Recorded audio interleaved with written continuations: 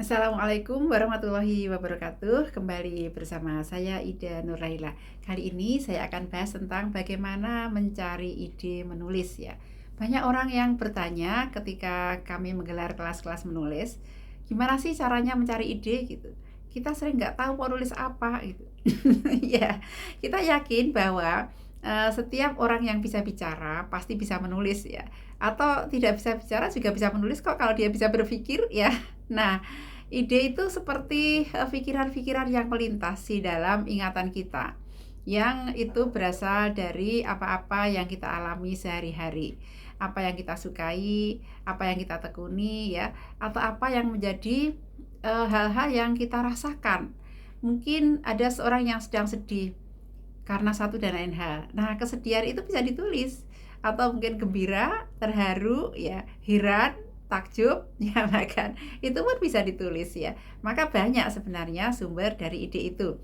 Anda bangun tidur menceritakan diari kehidupan sehari-hari, dari bangun sampai tidur lagi itu sudah ide tulisan. Anda keluar apa ya kalau pagi-pagi ya keluar menghirup udara segar, melihat alam semesta yang indah ya, matahari yang terbit dan sebagainya, itu bisa jadi ide tulisan. Anda pergi bertemu dengan tetangga, melihat tangga yang menyapu halaman saja. Saya penulis tentang tangga saya yang pagi-pagi suka menyapu halaman. Itu jadi ide tulisan ya. Kemudian Anda pergi ke pasar misalnya, wawancara dengan penjualnya, atau bertemu dengan sama pembeli lalu ngobrol satu sama lain, itu bisa jadi ide tulisan. Atau bahkan Anda membeli berbagai macam barang di sebuah warung, itu ada harganya naik dan sebagainya, kemudian ada sayuran yang bagus, sayuran yang jelek, itu bisa jadi ide tulisan.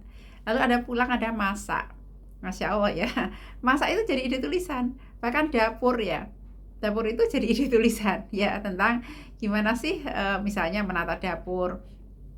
Kalau saya jadikan dapur itu eksplorasi ide, mencuci piring ya, sambil air itu mengalir tuh. Kalau saya nggak nyanyi gitu ya, itu saya pasti berpikir tentang aku mau nulis apa, mengarang sebuah cerita, mau fiksi atau non fiksi, itu dari saat mencuci piring itu. Kemudian kita memasak ya, atau kita ngobrol dengan pembantu atau ngobrol dengan anak-anak di meja makan, jadi bahan tulisan. Anak-anak pulang sekolah, mereka bercerita tentang hari-harinya di sekolah. Oh, itu jadi tulisan. Oh, sekarang nggak sekolah ya, sekarang pandemi di rumah ya. Tapi kan kemarin-kemarin pernah sekolah ya. Atau ngelihat anak bertengkar aja, kita mengakur ke atau mendamaikan dua anak yang bertengkar. Atau ngelihat kelucuan anak kita, ngelihat pola tingkah mereka. Itu semuanya adalah ide tulisan ya. Lalu jika Anda suka menonton televisi, nonton YouTube atau nonton film ya, itu jadi ide yang luar biasa. Menulis ulang tentang apa yang Anda tonton, itu bisa Anda tuliskan. Kemudian Anda suka baca buku, tabloid ya, atau scroll-scroll lah status-status orang, kita punya ide tulisan dari tulisan orang lain, itu oke aja kok menulis ulang ya, terinspirasi dari tulisan siapa gitu ya.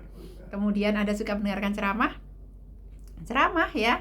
Zaman sekarang kan ceramahnya online. Kalau dulu kita datang ke pengajian, kalau sekarang ceramahnya online.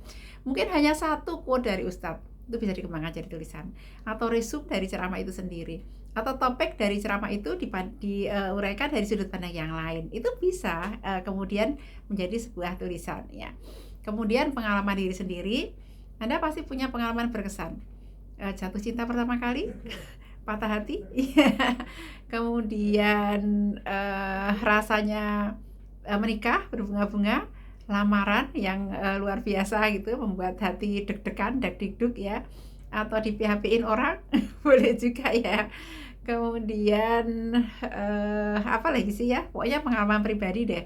Mungkin ada dulu di kelas mengalami bullying, guru yang menyenangkan, guru yang menyebalkan ya, pelajaran apa yang tidak disukai, itu semuanya Anda bisa menuliskannya. Terus apalagi dong? Cita-cita ya. Mungkin sudah tua masa punya cita-cita? Iya dong, saya aja punya cita-cita hafal Quran gitu ya, jadi guru tahsin, kemudian menulis buku, pergi keliling dunia ya. Nah, itu dia perjalanan. Perjalanan itu bisa jadi tulisan. Baru punya cita-cita jalan-jalan itu sudah bisa dituliskan. Ya, silahkan mencari bahan-bahan tentang tempat yang akan dikunjungi. Aku nanti mau begini begitu, oke kok dituliskan ya. Terus apa lagi dong? Masih banyak lagi ya, pengalaman orang lain. Kalau kita menyediakan telinga kita, membuka mata kita, membuka hati kita akan gampang banget untuk mendapatkan bahan-bahan dari kisah atau penuturan orang lain. Ya, luar biasa loh. Saya pernah menuliskan tentang seorang ibu yang menikahkan anaknya, 3 gadisnya itu menikah usia 18, 16 dan yang terakhir 14 tahun. Nah, ini menurut saya luar biasa. Bertemu dengan bunda yang di zaman modern ini, tahun milenial ini ya, di zaman milenial ini kemudian menikahkan anaknya di usia muda. Bagaimana beliau menyiapkan diri itu luar biasa. Ya, pengalaman yang bisa kita dengarkan dari orang lain ya.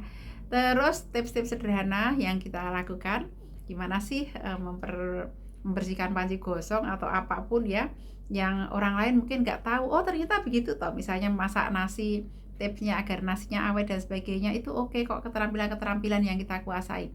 Di dalam pandangan mata kita itu hal yang biasa, oh bagi orang lain itu merupakan satu yang bermanfaat informasinya ya.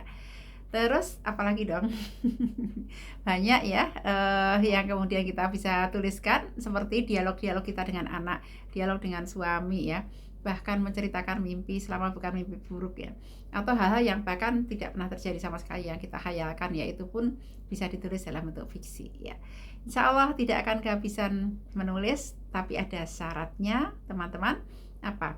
Banyak membaca banyak buku, membaca situasi ya, peristiwa yang terjadi di sekitar kita, membaca ungkapan orang, membaca pikiran orang. Kok bisa di pikiran dibacanya? Kira-kira apa yang bocor dari perilakunya itulah pikirannya gitu. Membaca fenomena alam, fenomena sosial, dan juga membaca buku, mau e-book, mau buku fisik, insya Allah menjadi sumber inspirasi bagi kita semuanya. Jangan berhenti belajar, jangan berhenti membaca, dan langsung tuliskan. Karena menulis itu mengikat makna. Insya Allah Anda akan menjalani hidup ini lebih bermakna dengan banyak menulis. Sumber ide tidak ada habisnya, tapi pikiran kita lah yang membatasi karena kita merasa kita tidak punya ide. Sepanjang kita buka pikiran kita bahwa sumber ide itu banyak, Anda akan mendapatkan banyak ide. Oh ya, satu lagi yang terakhir, kedukaan yang Anda hadapi ya. Pasti kita pernah kehilangan seseorang, ayah, ibu, atau anak, atau siapapun, sahabat dekat kita.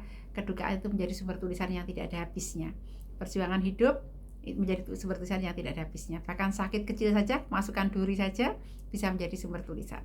Demikian tentang ide menulis. Semoga Anda mendapatkan inspirasi dan tidak kehabisan ide untuk menulis.